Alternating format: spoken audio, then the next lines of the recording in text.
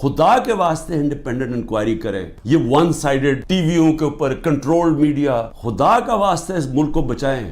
یہ چوروں کے پاس کیا روڈ میپ ہوگا؟ 30 سال سے تو چوری کر رہے ہیں. اچھا پی ٹی آئی چھوڑ جو سارے گناہ معاف، آپ کے دہشت گردی کے کیسز بھی معاف، سب کچھ معاف. صرف آپ نے کہنا ہے کہ ہم تحریک انصاف چھوڑ رہے ہیں. 140 ملکوں میں پاکستان کا انصاف کے انڈیکس میں ہم 129 تھے.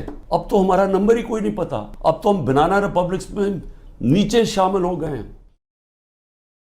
میرے ملک کے 80,000 لوگ اس کے اندر شہید ہوئے تھے. ہماری جنگ نہیں تھی. تو میں جب ان کی تنقید کرتا کہ ان کی جنگ میں نہیں ڈال، وہ سمجھتے ہیں کہ یہ ایک آدمی اپنے ملک کی بات کر رہا ہے. میں نے جب ان کو کہا افغانستان کے اندر کوئی ملٹری سلوشن نہیں ہے، تو ان کے سینیٹر لنزی گرام، یہاں تکڑا سینیٹر ریپبلکنز کا، اس نے پاکستان آ کے بیان دیا کہ عمران خان ٹھیک کہہ رہا تھا، کہ وہ اس چیز کی ریسپیکٹ کرتے ہیں. یہ جو جا کے جناب فورن منسٹر بلاول بھٹو ہر دوسرے دن پہنچ کے اچھی اچھی انگریزی بولتا ہے، اس سے وہ متاثر نہیں ہوتے.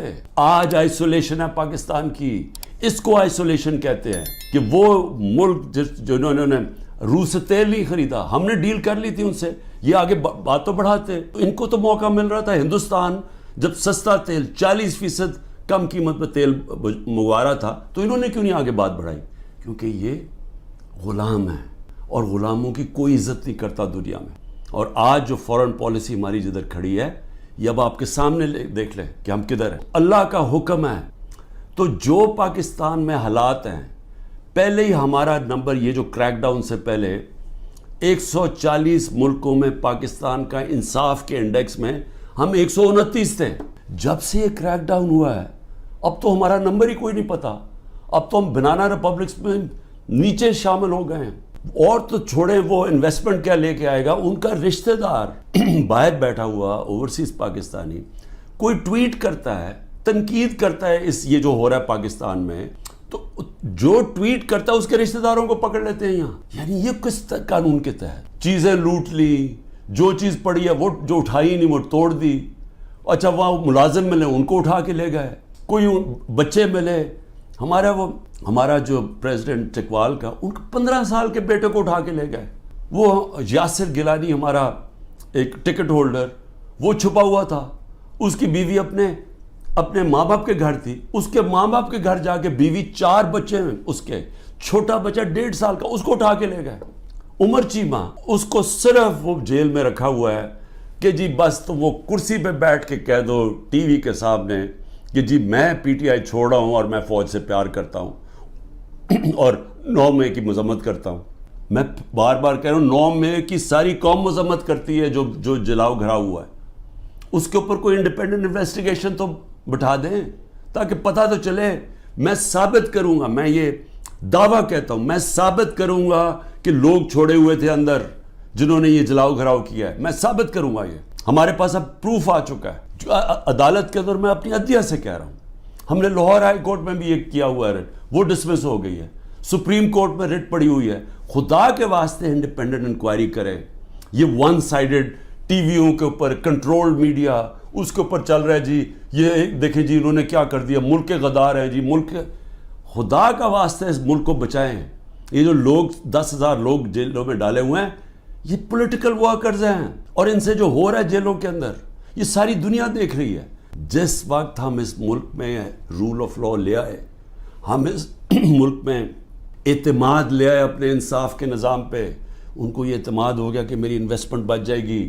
میں اگر ساری زندگی کی اپنی سرمایہ کاری، جو پیسہ جمع کیا ہوا وہ یہاں پاکستان میں سرمایہ کاری کروں، تو یہاں کا نظام ایسا ہے جیسے مغرب میں ہے، وہ مجھے تحفظ ملے گا.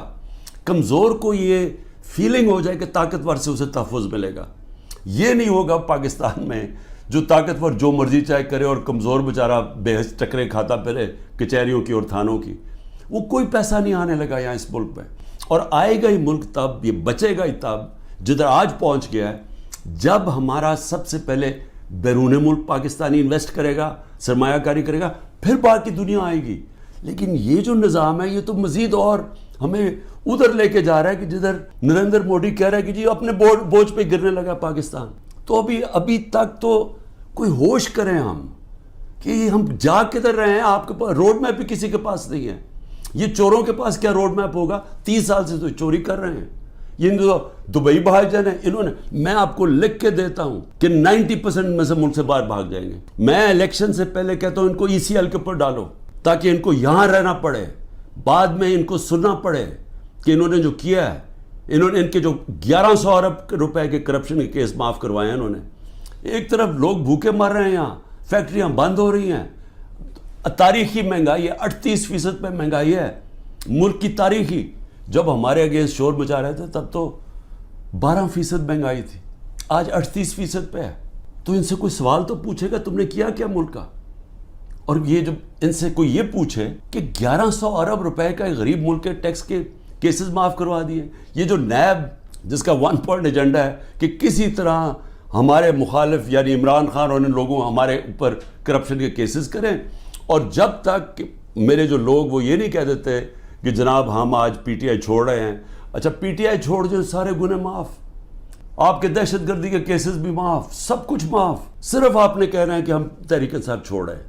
اور یہ ساری ملک کے اندر جمہوریت ختم کی جا رہی ہے صرف اس لیے کہ یہ جو سیٹ اپ ہے یہ بچ جائے اور عمران خان اور PTI باہر رہ جائے.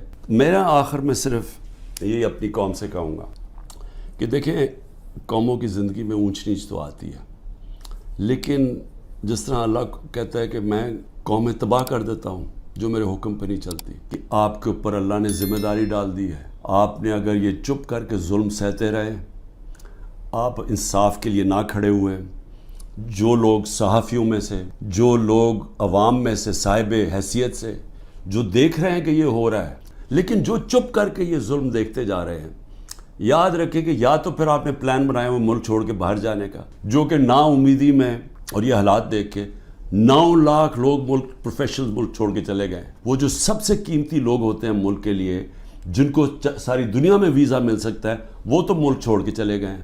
اور جو بیچارے باقی رہ گئے ہیں, آپ ہر کشتی میں جب آپ ڈوبتے ہیں یہ سمندر میں, یہ جو اللیگل امیگرنٹ جنہوں کہتے ہیں, یہ جو ویزے کے بغیر لوگ جاتے ہیں, تو اس میں پاکستانی ہوتے ہیں. جس طرح یہ جو گریس کے جو سمندر میں یہ جو حادثہ ہوا ہے, 300 پاکستانی بیچارے وہاں ڈوب گئے, اور وہ پاکستانی جنہوں نے اپنا سب کچھ بیچ بوجھ کے قرضے لے کے گئے تھے کہ جی ہم ان ملکوں میں جائیں گے جہاں انصاف ہے, جہاں خوشحالی ہے, کیونکہ ہمارے ملک میں تو نہیں ہے. تو اس لیے سب کو میں یہ آج کہہ رہا ہوں, ہمارے اوپر سب پہ ذمہ داری ہے. اللہ نے ظلم کے خلاف جد و جہد کو جہاد کہا ہے. یہ اللہ کے لیے ہم لڑ رہے ہیں, یہ اپنے لیے نہیں لڑ رہا ہے, میں اپنے لیے نہیں کر رہا, یہ میں اپنے ملک کے لیے کر رہا ہوں, اپنے اللہ کا حکم کے مطابق کر رہا ہوں. اور آپ سب کو بھی میں آخر میں یہ کہتا ہوں کہ یہ وقت ہے کہ آپ نے اپنے ملک کو بچانے کے لیے سب نے جد و جہد کے لیے تیاری کرنی ہے.